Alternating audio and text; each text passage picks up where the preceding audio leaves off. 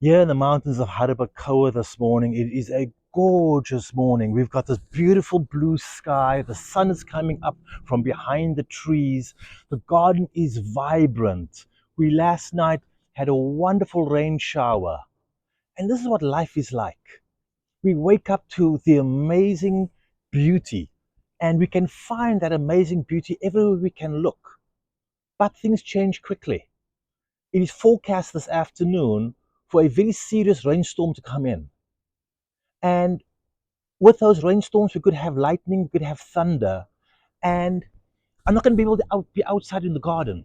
I'm going to have to readapt what my plan is going to be for how I'm going to spend a part of my day. Often, our, our journey starts out looking for something great and amazing, but then life doesn't always work that way. You show up in the office and there's a crisis, or somebody gets ill and there's an issue. It is, how do we adapt? I can't say, hey, storm clouds, all stop. I'm not ready for you. Go away. I have to trim my sails accordingly to what the wind is. There are going to be consistent components to our life, but how we respond to them is up to us. We can either be the victim or we can be the victor. We can always blame somebody else and say, it's not my fault. I didn't do that. Everybody's against me. Or we can say, hey, these are the cards I've been dealt. And I'm going to have to play this hand to this ability.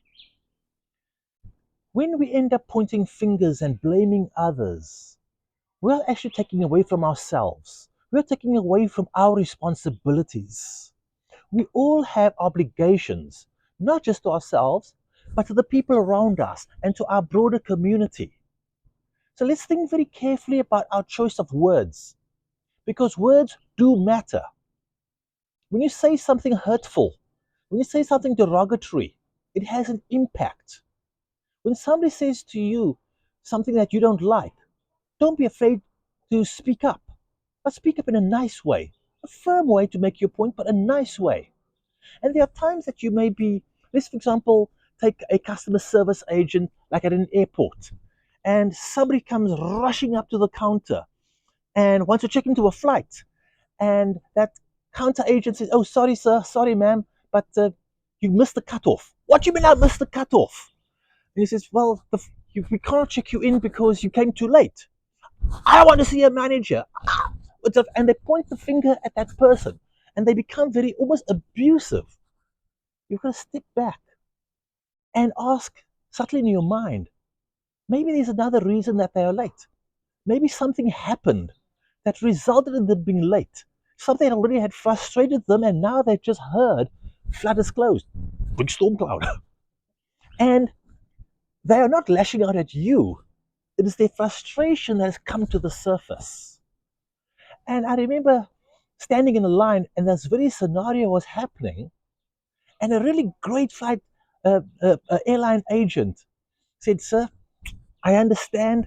I'm going to rebook you on the next flight through a different city, but we're going to get you there.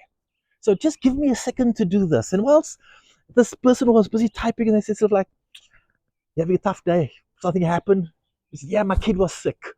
And I ended up having to, my kid didn't go to school. And so I had to go and find a babysitter. And my wife is out of town. And by the time I got the babysitter, then I hit traffic. And I got a really important meeting. We don't know what is going on in the background, but how we diffuse it. So when I'm out there sailing and I see these storm clouds building, I know it's not the end of a beautiful day, it's just the beginning of a challenge. And it's for me to shorten up my sails, alter my course, and harness what that wind is going to be so that I can live to see another beautiful sunrise, another beautiful day. And so I have the strength to help energize another person because, again, we are one big community who works together.